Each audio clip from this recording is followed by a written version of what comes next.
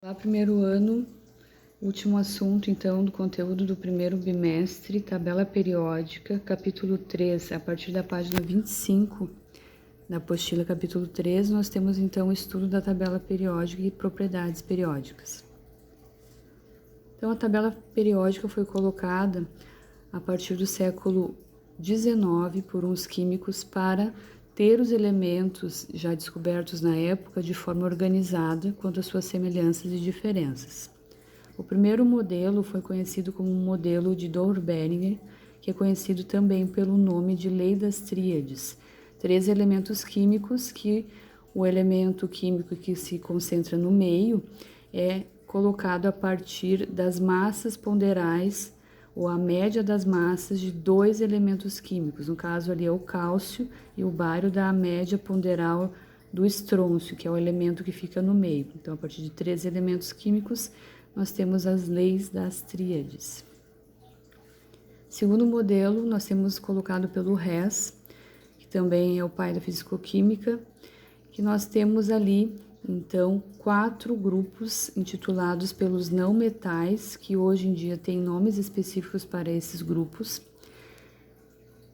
O primeiro do iodo, o segundo do teluro, o terceiro do carbono e o quarto do nitrogênio. O terceiro modelo, nós temos o modelo parafuso telúrico, conhecido por esse nome por ter forma cilíndrica e também colocar de forma aberta, como no desenho mostrado ali, uma geratriz que mostra os elementos químicos que vão ter a sua semelhança colocada de cima para baixo e também o número de massa vai aumentando de ordem crescente dessa geratriz. Então, é um modelo de Champ-Courtois, que é conhecido como modelo do parafuso telúrico. O quarto modelo de tabela periódica foi conhecido como o modelo da lei das oitavas, o de Newlands, tá? Então, nós temos ali num período, nós temos 7 colunas dentro de um período, né, de uma linha horizontal, e nós temos o oitavo elemento que começa o outro período ou outra linha. Então, essas semelhanças vão aumentar de cima para baixo e nós temos, então, a classificação ali de 1 a 7, que depois o oitavo inicia só no período seguinte.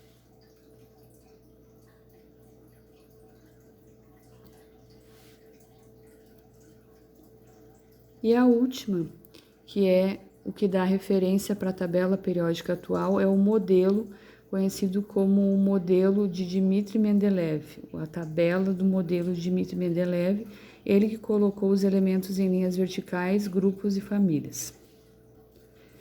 Então, essa charge mostra, né, que dos 118 elementos químicos conhecidos, né, 60 já tinham sido isolados e estudados por ele, tá? Então, ele colocou essa organização um do lado do outro conforme as suas semelhanças atômicas, e essa tabela é a tabela que ele colocou na época.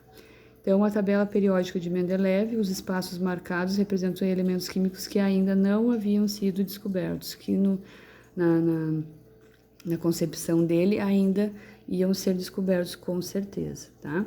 Então, ele colocou ali, por exemplo, tem 2 quadradinhos circulados por um vermelho com ponto de interrogação, né? Que ele colocava como já um número conforme a sua massa, só que não tinha um símbolo, um nome ainda para esse elemento. Então, criou uma carta para cada um dos 63 elementos conhecidos que ele tinha na época. Cada carta continha o símbolo, a massa e as propriedades. A solução foi encontrada foi que ele dispôs os cartões em ordem crescente de massa atômica e exibia essas semelhanças numa rede de relações vertical, horizontal e diagonal. Então, em 1906, esse trabalho dele, ele deu, né, o Prêmio Nobel de Química. E aqui nós temos, então, uma relação de períodos, né, que a gente chama de períodos ou camadas eletrônicas ou níveis de energia também, né, mais conhecidos aqui para determinar somente tabela como períodos. São linhas horizontais, né, que vai do 1 ao 7 conforme os níveis de energia já colocados lá nos níveis e níveis de energia que correspondem ao modelo atômico de Bohr, né, que vai de 1 a 7, e vão se repetir ali para o sexto e sétimo período para a série dos lantanídeos e actinídeos. Na tabela periódica, então, nós temos, além dos períodos, a gente tem as famílias ou grupos, que nós temos 18 grupos, tá? Então, ali ele está mostrando na flecha família ou grupo, não está colocado os números, né? Mas que hoje a gente coloca de 1 a 18. Então, linhas que nós temos períodos, né? Linhas horizontais, nós temos os períodos, séries, camadas, níveis.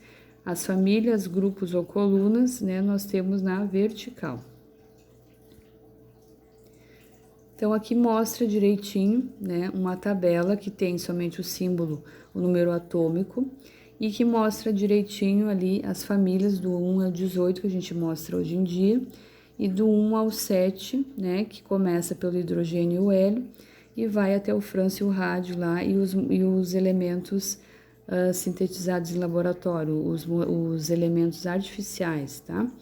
Também não podemos esquecer que aqui não está, que o sexto e sétimo período continua na série dos lantanídeos e actinídeos, aquela parte em verde ali embaixo. Então, a organização da tabela periódica, né?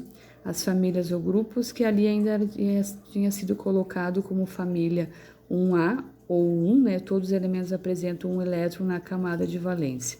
Então, conforme o que nós vimos na aula anterior, níveis e subníveis de energia, cada distribuição eletrônica colocada para um elemento químico, a partir do seu número atômico, nós vamos ter uma distribuição, e essa distribuição está exatamente colocada conforme a tabela periódica, tá? Então, o lítio, número atômico 3, pelo diagrama de Linus-Pauling fazendo a distribuição eletrônica, 1s2, 2s1. Então, ele termina com 1 elétron. O sódio também é do grupo 1, número atômico 11. Também termina com S1 na camada 3, né, porque tem um número maior de número de elétrons do que o lítio, só que ele também termina com elétron. Então, o grupo 1 vai ter, então, dentro da tabela periódica, a localização na família grupo coluna número 1.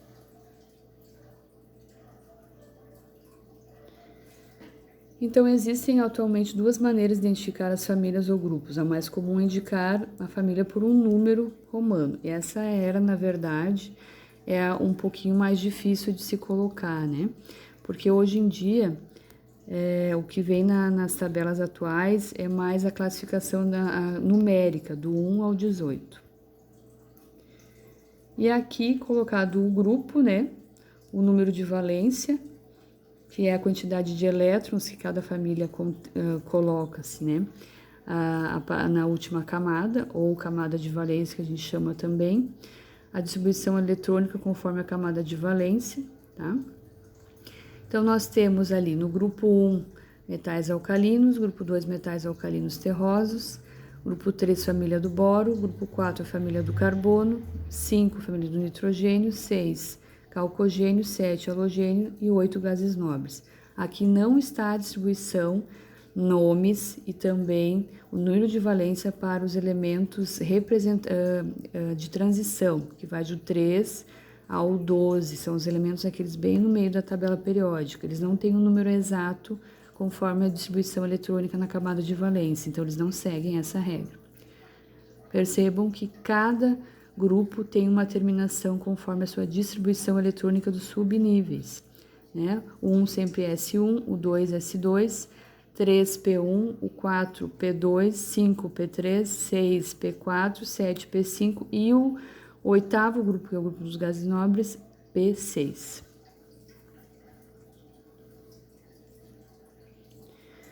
E aqui, então, né, falando da localização dos elementos da família B, ou então os elementos, né, que estão bem no meio da tabela periódica, são conhecidos como elementos de transição interna, tá, ou externa. E nós temos, então, a distribuição eletrônica deles terminadas em D, tá, que vai do 3 até o 12. ou então do 3B até o 2B, porque se repete nessa configuração e ela também é mais confusa. Então, a gente coloca geralmente do 3 ao 12. O exemplo ali do ferro, então, né, que é um dos elementos de transição mais importantes. Número atômico 26, a distribuição dele acaba em 3D10. Né? Então, ele está no quarto período e na família 8B. Aqui nós temos, então, um exemplo de distribuição eletrônica de um átomo da família A, que é o sódio que a gente já tinha visto antes, né? Que termina em 3s1. Então, o período é o terceiro período que ele termina e a família dele é 1, né? Por causa da terminação ali do S1. O 1 é o elétron que corresponde à camada de valência desse metal e o nome dessa família corresponde aos metais alcalinos. É o primeiro que está em laranja ali, colocada nessa tabelinha como 1A. Aqui, então, fazendo o esquema que coloca todo a parte de distribuição eletrônica, né, na tabela periódica. Então, o grupo 1 e 2 terminam sempre S1, S2. Do D, né, o subgrupo, o subnível D, do D1 até o D10, o P, subnível P, do P1 até o P6, e o F, que são os metais de transição interna, vai do F1 até o F14, tá? Então, conforme o número máximo de elétrons de cada subnível, dá exatamente essa separação na tabela periódica. Aqui a gente tem uma distribuição conforme uma classificação que é metais, semimetais, não metais ou ametais e gases nobres. Os semimetais hoje em dia já foram recolocados como metais e não metais, né? Mas é importante a gente saber que esses em laranja, que vai o boro, silício, germânio, arsênio, antimônio, telúrio e polônio, eles ainda podem ser classificados como semimetais, tá? O boro já é colocado como não metal, o silício, o germânio, por exemplo, já são hoje em dia colocados como metais, tá? E aqui a gente tem, então, os nomes que vocês precisam conhecer, os metais alcalinos, que é o grupo 1, o 2, metais alcalinos terrosos, do 3 ao 12, os metais de transição, aqui não está especificado, mas são os metais de transição externa, os que estão aí em verde, azul, né? E os lantanídeos e actinídeos são aqueles dois quadradinhos laranja e o laranja mais fraco ali embaixo. Nós temos como os metais de transição interna. Não foi colocado tudo junto, né? Porque nós temos ali uma tabela que se tornaria muito grande, tá? Então, ficou metais de transição externa, aqueles ali em azul, e os laranjas ficaram conhecidos como metais de transição interna, a série dos lantanídeos e actinídeos. 3, a família do boro, porque ele é o primeiro que aparece, né? Primeiro que está ali no período 2. Depois nós temos a família do carbono, que também é o primeiro do grupo. 15, a família do nitrogênio, porque ele é o primeiro do grupo. 16 é conhecido como família do oxigênio ou calcogênios. 17, nós temos a família dos halogênios. E 0 ou 8, geralmente é 8 que aparece, são conhecidos como família dos gases nobres. Então, tem famílias que têm exatamente nomes específicos. Lembrando que os metais de transição, eles não têm nome de famílias, né? Eles têm o nome do grupo no total ali, que vai do 3 ao 12. E aqui algumas representações, algumas características dos metais. Apresentam brilho quando polidos, sob temperatura ambiente apresentam-se no estado sólido. Então, a única exceção é o mercúrio, né, que é o único metal líquido que existe. São bons condutores de eletricidade e calor, são resistentes, maleáveis e dúcteis. Ali tem o exemplo do ouro. E nós temos um poste de luz ali que representa, então, essa condutividade eletrônica, tá? Elétrica, desculpa, tá? Então, nós temos o alumínio e o cobre como fios que fazem parte dessa distribuição de energia, tá? Que fazem essa condução de energia elétrica de forma bastante eficaz. Não metais. Então, existem no estado sólido, exemplo, iodo, enxofre, fósforo, carbono, gasosos, nitrogênio, cloro, o oxigênio, né? Que ali não está o cloro, mas é um dos que não metais.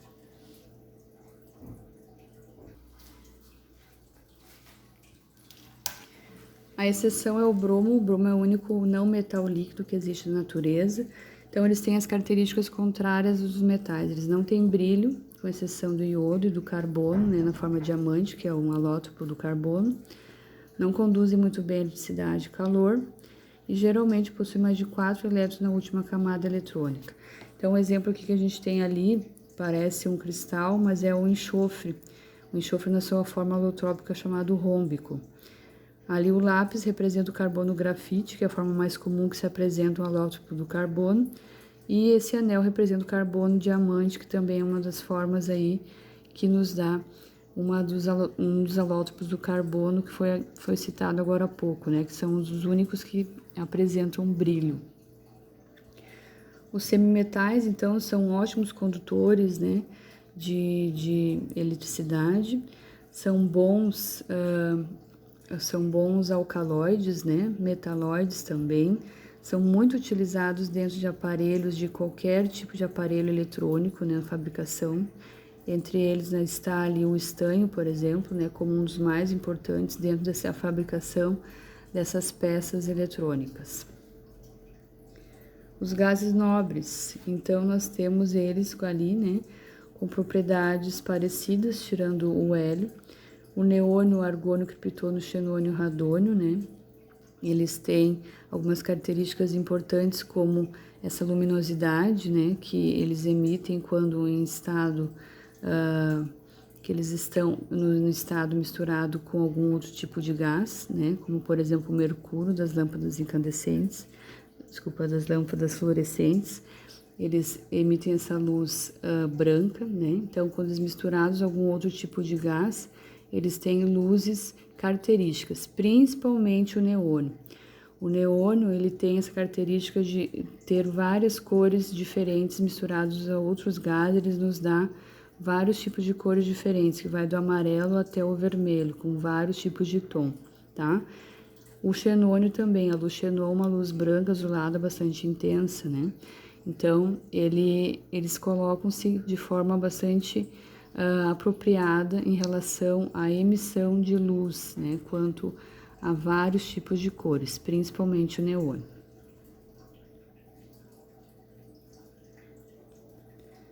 E aqui o hidrogênio, que tem características exclusivas, que ele não está em nenhum grupo da tabela periódica, né? É o menor átomo, né, que a gente tem dentro da tabela periódica de um elemento químico, é o hidrogênio, né? Possui propriedades muito particulares, muito diferentes em relação a qualquer um outro.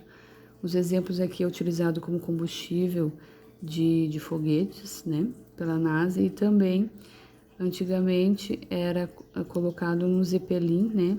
Hoje em dia ainda tem países que utilizam o Zeppelin para formas de propaganda, né, marketing, mas antigamente se utilizava como se fosse um avião, né, um balão, tá? Balão, não avião, tá? Que era abastecido com esse tipo de gás, no caso o gás hidrogênio. Aqui está um pouco ruim, mas aqui tem um exercício, né? A imagem não está muito boa aí, né? Mas para vocês entenderem como que a gente vai fazer os exercícios quanto ao estudo da tabela periódica, as propriedades principais. Então, ali, considere a seguinte representação da tabela em que as letras não representam elementos químicos, né? Indique o elemento do terceiro período. Então, você vai ver ali que está marcado o número 3, sempre uma linha, os períodos estão na linha horizontal. Então, nós temos no terceiro período, a gente tem no terceiro período a letra C, né? Que se nós fôssemos ver qual elemento corresponde na tabela periódica, seria o magnésio, tá?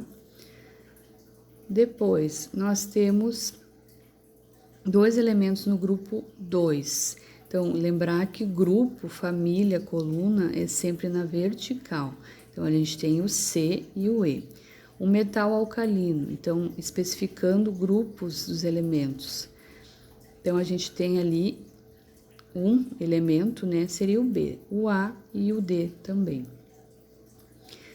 Aqui, seguindo, não está completo, né, mas vamos seguir aqui a representação desse exercício. 2 elementos que sejam do grupo dos halogênios. Então, halogênios é o grupo 17, o I e o K. Então, aqui, pessoal, a gente tem vários, né, vários nomes que vocês vão ter que saber identificar quanto à tabela periódica, tá? Então, se perguntasse assim, qual é o elemento que corresponde à letra A no período 1, grupo 1? Então, você teria que voltar, vamos ver aqui uma tabela periódica.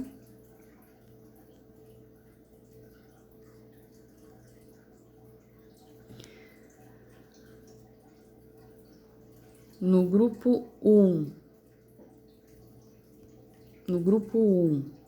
e no período 1, geralmente, não que ele esteja posicionado dessa maneira, tá?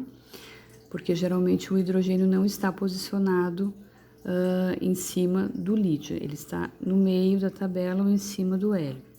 Então, o que acontece? A gente pode colocar, nesse caso, o grupo 1, no período 1, o hidrogênio, certo? Então, sempre nós vamos ver a família e o período, cruzar família e período, nós vamos poder identificar esse elemento pelo número atômico e também pelas suas posições em família e período.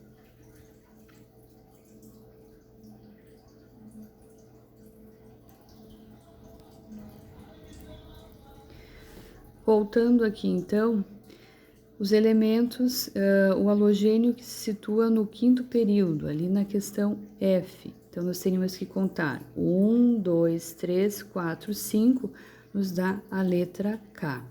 Então, aqui, se nós fôssemos olhar lá na tabela periódica, nós íamos ver que esse elemento é o astato.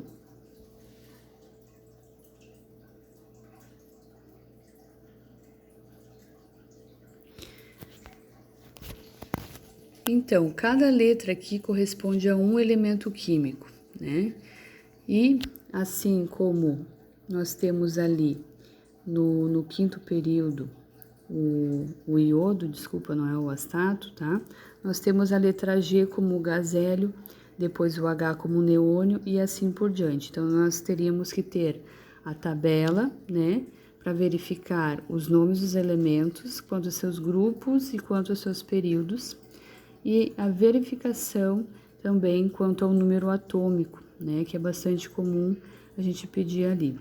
E a configuração eletrônica, né, configuração eletrônica, a terminação da distribuição eletrônica de cada um corresponde aos principais grupos 1, 2, do 13 até o 18, a gente tem como identificar pela sua configuração eletrônica final qual elemento ou qual grupo que se encaixa o elemento dado por uma distribuição eletrônica. Então, aqui termina a aula número 10, tabela periódica. Até mais.